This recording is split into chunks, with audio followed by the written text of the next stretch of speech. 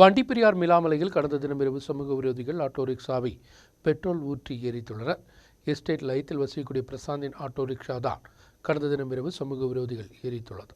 கடந்த தினம் இரவு 10 மணிக்கு தான் சம்பவம் நடைபெற்றது. மிலாமலை எஸ்டேட் லயத்தில் வசிக்கக்கூடிய ஆட்டோ ரிக்ஷா ஓட்டுநரான பிரசாத்தின் வாகனத்தை தான் வீட்டிற்கு அருகில் ஒதுக்கிய பின்பு இவர் வீட்டிற்கு சென்றார். பின்பு வீட்டிலிருந்து வெளியில் இறங்கி லயத்தின் ஒரு சைடில் இருந்து தீப்பிடிப்பதை பார்த்து எஸ்டேட் லயத்தில் உள்ள ஆள்கள் தான் குப்பைகள் எரிப்பது என்று கருதி யாரும் அதை பார்க்கவில்லை. தொடர்ந்து ஆட்டோ ரிக்ஷாவின் படுதா உட்பட உள்ளவைகள் எரிவதை பார்த்ததை தொடர்ந்து வீட்டிலிருந்த நபர்களை அழைத்து அங்கு சென்று தண்ணீர் ஊற்றி அணைக்க முற்பட்டனர். வண்டிப்பெரியார் காவல்துறையிடம் விவரம் தெரிவித்ததை தொடர்ந்து காவல்துறை சம்பவ இடத்தில் பரிசோதனை நடத்தியது. ഇന്നലെ രാത്രി ഒരു 10 മണിയാകുമ്പോൾ ഞാൻ വീട്ടിൽ നിന്ന് വെളിയിൽ ഇറങ്ങിയതാണ്.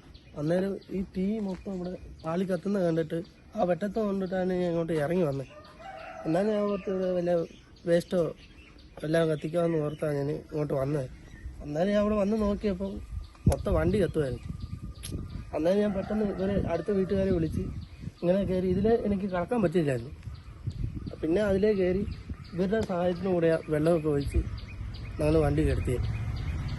നമ്മുടെ പാർട്ടിക്കാർ ഓട്ടോ സ്റ്റാൻഡിലെ മെമ്പർമാരെ എല്ലാം വിളിച്ച് പറഞ്ഞായിരുന്നു. സെക്രട്ടറിയും പ്രസിഡന്റിനെയും വിളിച്ച് അവർ വന്നായിരുന്നു. കൂട്ടുകാരെല്ലാം വിളിച്ച് എല്ലാവരും കൂടി വന്നായിരുന്നു രാത്രി തന്നെ. അപ്പോൾ അവർ ഒരു 11:30 ആകുമ്പോൾ ഇങ്ങോട്ട് വന്നായിരുന്നു സ്റ്റേഷനിൽ നിന്ന്. എന്നിട്ട് ഇപ്പോൾ രാവിലെ സ്റ്റേഷനിൽ വരാൻ വേണ്ടി പറഞ്ഞിട്ടുണ്ട്. மனப்பூர்வமாக யாரோ பெட்ரோல் ஊற்றி ஆட்டோவை தீ வைத்ததாகத்தான் பிரசாத் தெரிவிப்பது. சம்பவத்தில் வண்டிப்பெரியார் காவல்துறையினர் வழக்கு பதிவு செய்து விசாரணை ஆரம்பித்துள்ளனர். மிலாமலை மையமாக வைத்து கடந்த 2 வருடத்திற்கு சமூக விரோதிகள் தீக்கிரையாக்குவது 2வது ஆட்டோ ரிக்ஷா தான் இது. முன்பும் எஸ்டேட்டில் அதிகாரிகளின் வாகனம் தான் சமூக விரோதிகள் தீக்கு இரையாக்கியுள்ளது. ஆனால் குற்றவாளிகளை இதுவரை கண்டுபிடிக்க இயலவில்லை. நியூஸ் பீரோ, வண்டிப்பெரியார்.